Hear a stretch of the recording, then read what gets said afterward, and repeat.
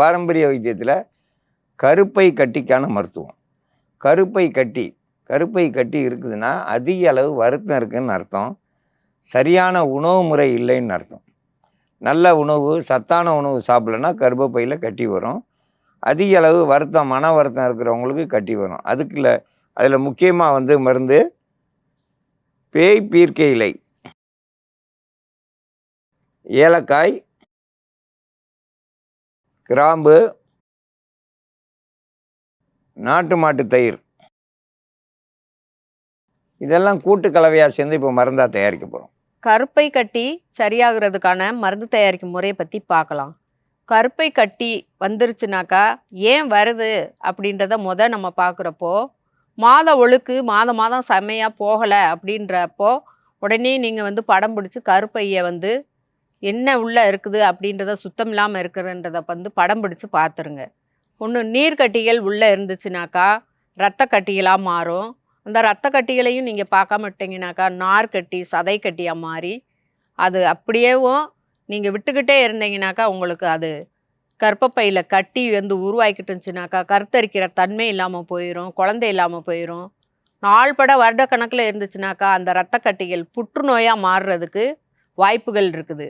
அதனால மாத ஒழுக்கு சரியாக இல்லாதவங்களுக்கு கருப்பை கட்டிகள் கண்டிப்பாக இருக்கும். அது சரியாகிறதுக்கான மருந்து தயாரிக்கும் முறையை பற்றி பார்க்கலாம். பேய் பீர்க்கை இலை 1, அந்த இதில் இருந்து ஒரு 5 மில்லி அளவுக்கு சாறு எடுத்துக்கிறணும். இப்போ இது கூட கிராம்பும் ஏலக்காயும் அரைச்சி எடுத்த பொடியை கூட சேர்த்துக்கிறணும். இதை நல்லா கலந்துக்கிறலாம்.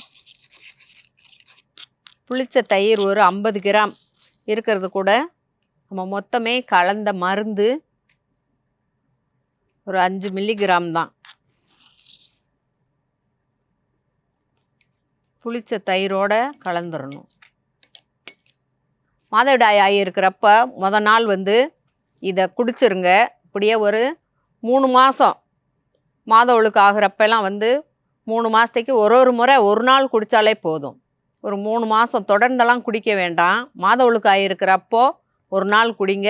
அடுத்த மாதம் மாத ஒழுக்கு ஆகும்போது அப்போ ஒரு நாள் குடிங்க. இப்படியே 3 மாதம் குடிச்சிங்கனாக்கா உங்களுக்கு உள்ளுக்குள்ளே இருக்கிற அந்த கட்டி கரம்பை எல்லாமே வெளித்தள்ளி கொண்டு வந்துடும். கருப்பையை சுத்தமாக வச்சுக்கிறோம். கருப்பை கட்டிக்கான மருத்துவத்தில் பேய் பீர்க்கையில் ஏலக்காய், கிராம்பு, நாட்டு மாட்டு தயிர் இதெல்லாம் கூட்டு கலவையாக சேர்ந்து மருந்தாக தயாரிச்சிருக்கோம். இது அப்படியே குடித்தாங்கன்னா அந்த கர்ப்பப்பையில் இருக்க கட்டி கொஞ்சம் கொஞ்சமாக கரைய ஆரம்பிச்சிடும். அந்த மாதவிடாய் காலத்தில் தான் இது குடிக்கணும். மாதம் ஒரு முறை சாப்பிட்டா போதும். ஒரு 3 மாதத்தில் உள்ளே இருக்க கட்டிகள் கரைய ஆரம்பிச்சிடும். இந்த கட்டி கரையிறதுக்கு இது ஒரு சிறந்த மருந்து. இந்த மருந்தை பயன்படுத்தி பயன்பெற வேண்டும் என்று கேட்டுக்கொள்கிறேன்.